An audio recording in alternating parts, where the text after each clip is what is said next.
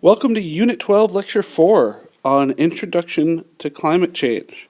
So, in our first lecture, Lecture 1-2, we kind of talked about what climate was and factors that influence climate, and looked at how climate and weather, while related, were different than each other. How weather was more of a day-to-day thing, and climate was weather over a very long period of time, maybe years or decades or something like that. Lecture 3, we talked about the ozone layer and what's happening to that in the ozone hole and some of the problems up there. And in this unit, we're going to talk about the changing of climate and what we see happening along that front. So the main thing we need to talk about when we talk about climate change is we have to revisit the greenhouse effect. And the greenhouse effect is comparing the Earth and the atmosphere of the Earth to a greenhouse.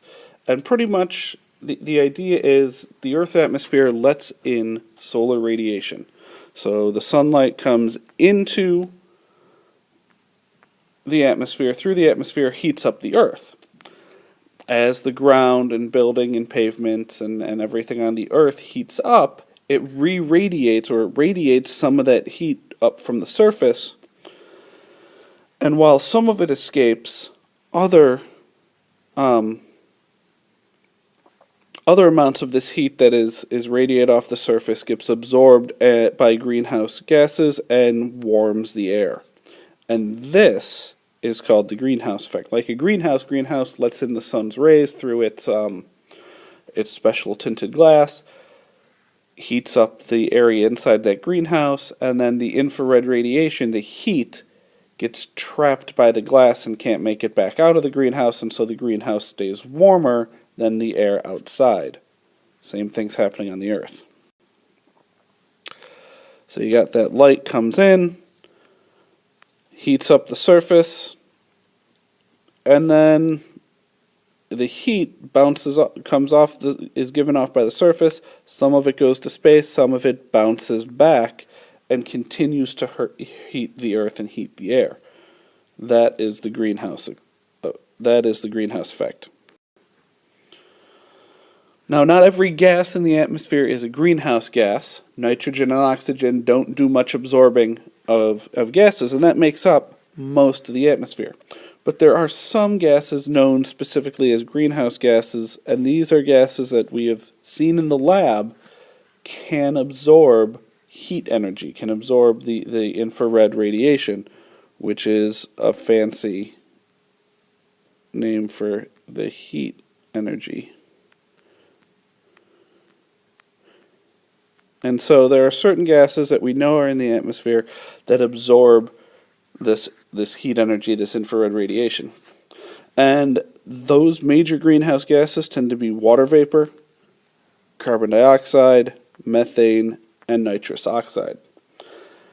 And for the most part, the ones that make up most of the absorption, the really important ones, are carbon dioxide and water vapor. And so those are the ones we're going to focus on the most. Now, we never had a way to measure carbon dioxide before. We didn't really know how to measure it directly. We never really thought too much about it. We knew we gave it off as a byproduct of cellular respiration, and we knew that it was given off by some chemical reactions, but we never looked at the levels. And so in the mid-'80s, Charles Keeling decided to try to precisely measure the amount of carbon dioxide in the air, and he did this on Hawaii. So in 1985, he started to measure the amount of carbon dioxide in the air, and he did it in a place that was far from forests or cities, where carbon dioxide could vary a lot because there are a lot of things producing or using carbon dioxide. So he did it on top of a tower at an observatory in Hawaii, because a lot of the air around Hawaii is coming off the ocean. There's not a lot of cities, not a lot of even forest in there. So he hypothesized he could get a pretty steady reading from that area compared to if he did this in like the middle of Manhattan or something. So The winds that would blow the air over Mauna Loa have been blowing across the Pacific Ocean and swirling and mixing. So he viewed this place as an area in the world where the gas gets very mixed up before it comes to this place in Hawaii. And by not interacting with the forest and human activities, he thought he would get a better average level of carbon dioxide for the entire Earth. What he noticed, or the other things that he kind of knew, is that carbon dioxide gets released in the air. Some of it will dissolve into the oceans, and more of it will get used for photosynthesis. So all plants doing photosynthesis use carbon dioxide to make oxygen and sugar and glucose. And carbon dioxide is a gas, and we know it will dissolve in water at a certain rate. If you ever had a carbonated soda, Pepsi, Coke, the polar carbonated waters that we have in our cafeteria, all that stuff is water that has carbon dioxide trapped inside it, that it's been dissolved in. So we know it dissolves in water. We know it gets used for photosynthesis. And we also know that the majority of the trees in the world are in the northern hemisphere. So in our summer, plants use more carbon dioxide for photosynthesis. So we see CO2 levels drop. But in the winter, we have fallen leaves that get decomposed, we have grasses that are dying, we have trees becoming dormant, and decay and the dormant trees tend to release carbon dioxide storage, so we see the levels rise in our winter. So the CO2 levels on the Earth fall in our summer, rise in our winter, almost like the planet itself is breathing. And what Keeling noticed is after a few years of measurement and looking over a longer period of time, he saw other changes other than just the ones that he would normally expect from seasonal fluctuations. All right, every year he saw the higher carbon dioxide levels of winter were higher than the winter before, and the summer levels didn't fall as low. So the highs were higher and the lows were higher. So there was a trend in rising CO2. And what we ended up noticing as we went back and tried to measure other levels of CO2 from different areas, the level of CO2 in the atmosphere increased by over 20% since 1958. And we also noticed that we increased our use of fossil fuels by roughly the same amount.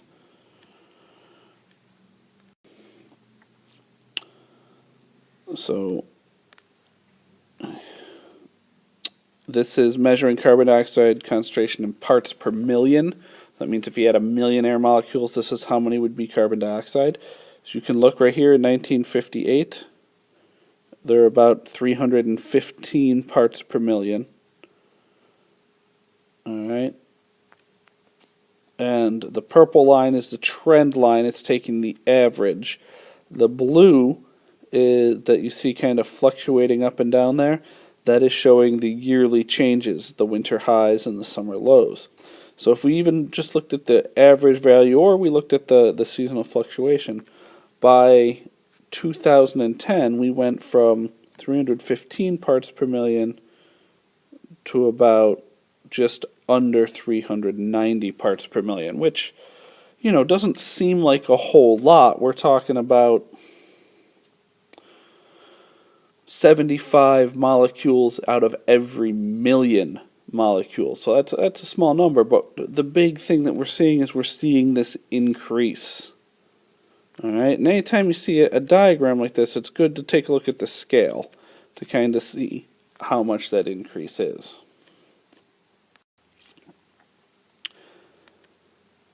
Now, one of the big things that this has led to is that we know greenhouse gases absorb and re-release heat. So if there are more greenhouse gases, there should be an increase in global temperature. All right, and so if we compare the carbon dioxide levels in the atmosphere and average global temperature over the past like 40,000 years or 400,000 years, whatever we have the data to, we see this that we see that they go in hand. It supports this idea that the more carbon dioxide there is, the warmer the average planet temperature is. Well, the big thing is we are releasing more carbon dioxide than ever before by us. All right, it's not the highest amount of carbon dioxide that's ever been released into the atmosphere. We've been higher as a planet, but this is the first time when a source other than nature was releasing the carbon dioxide into the air. And on top of that, we are also burning down trees in the tropical rainforest to clear land for farming, which is something that takes carbon dioxide out of the air. As you burn trees, you release more carbon dioxide into the air.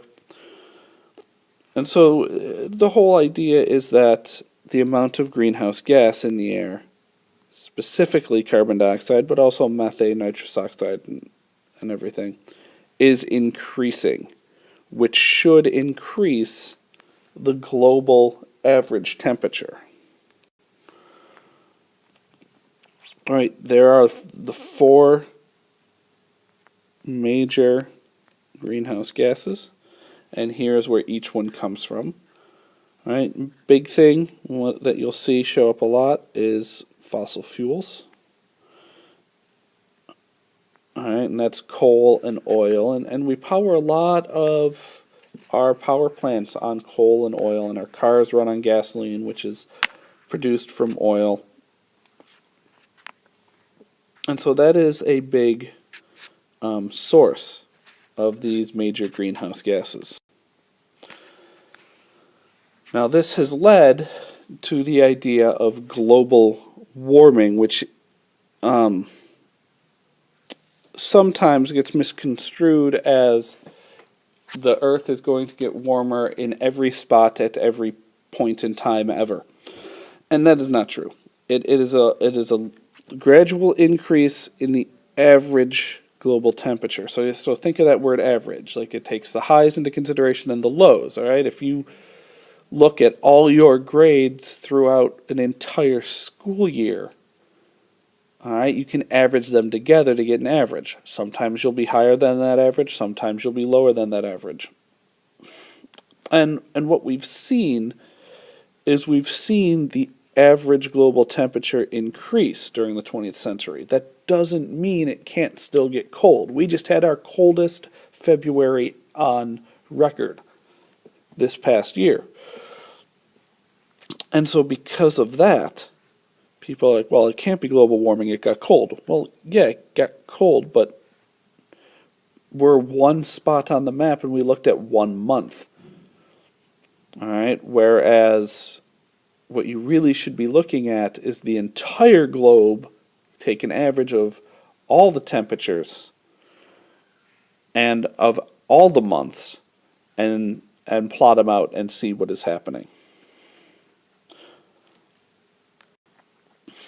All right, so here are the variations of global surface temperatures from 1895 to 2005. And you can see they fluctuate. They go up and they go down. And that's because they have to do with weather and weather patterns. And there are other influences. But the big thing to kind of look at, all right, if I was to kind of draw a line right through the middle of this here. All right, the line kind of starts trending upward starting in the mid-1900s. All right, now, again, look at the scale. We're talking about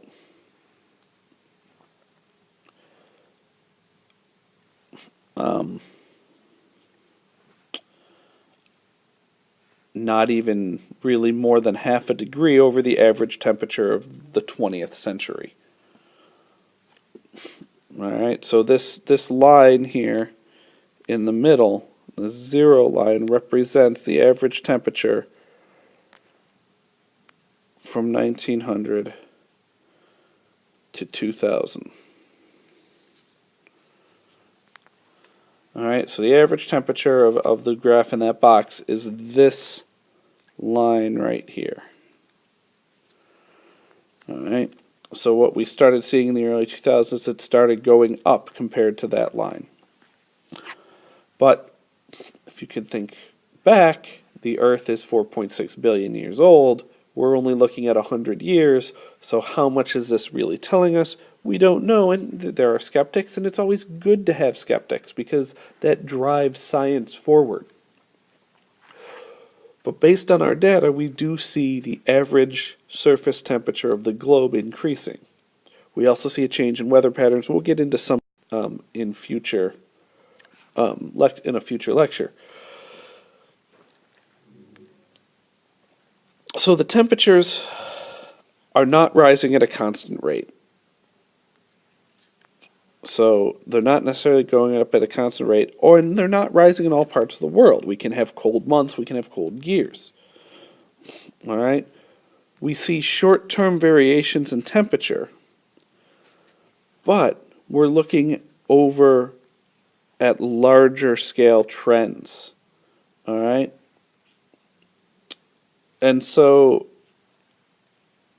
nowadays, the whole idea of global warming has been replaced by the idea of global climate change just because it's not as misleading as global warming. Global warming gives the impression to people that it's supposed to be warmer all the time, always, forever.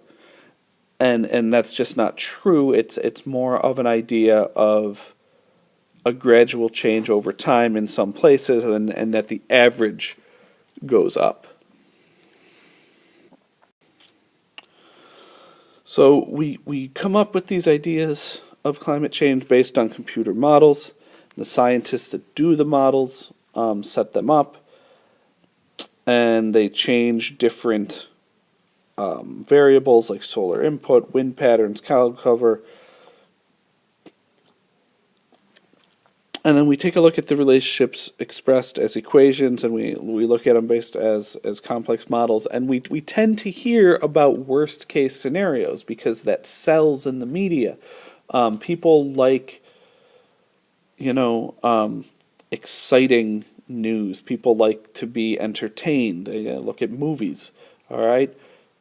It's no surprise that year after year, the best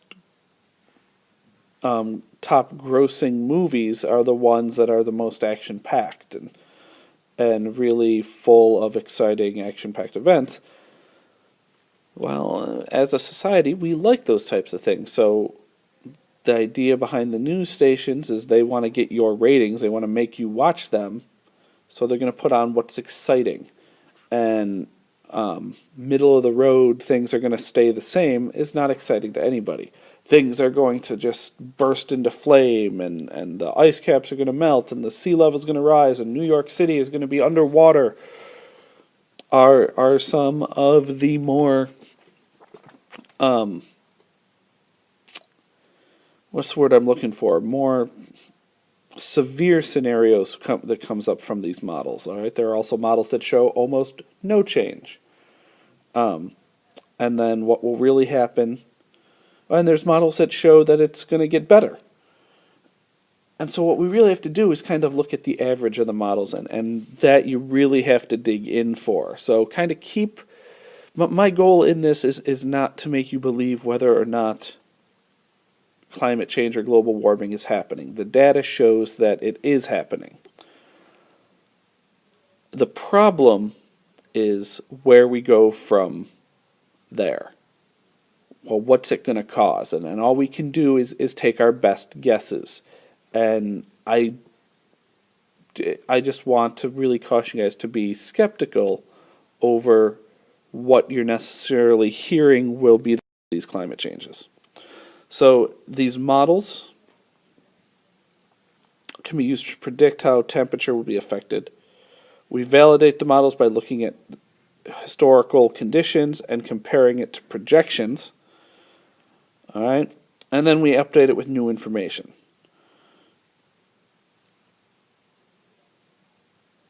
So the big thing is that we are playing some role, all right, in the warming of the average temperature. We are playing some role in the changing of the climate. How big of a role is argued by different scientists looking at different things. So that's kind of the big thing to keep in mind. We watched that episode of The Cosmos. I thought Mr. Tyson there went through it and did a pretty good job, especially talking about the difference between weather and climate. And there's another good documentary out there called Cool It, which is kind of looking at these overblown doomsday scenarios and kind of takes a more fiscally conservative approach, an approach looking more at, okay, if we totally cut out all fossil fuel use, what's the cost of that going to be economically? And that's something we have to take into consideration as well. I mean, money drives a lot of things that happen in the world, and we got to be aware of that before we make radical changes. So it's just getting as much information as possible and keeping an open mind to both sides of the argument. That's really the key skills to kind of take out of school in general, not just this class. So this is just the basics. Climate change we'll go into a little bit more in the next lecture.